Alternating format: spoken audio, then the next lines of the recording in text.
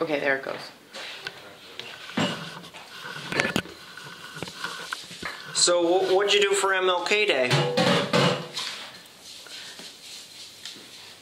Well, I woke up and I had a dream, but I can't actually remember what it was. I know I'm supposed to write down my dreams the first thing as soon as I wake up, and I didn't do it, so I know I had a dream, but I don't know exactly what it was, and that's how I started Martin Luther King Day.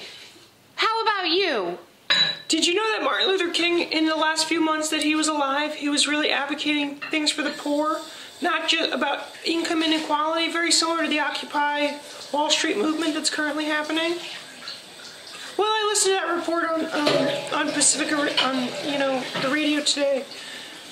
That was something new that I learned, but yesterday I worked.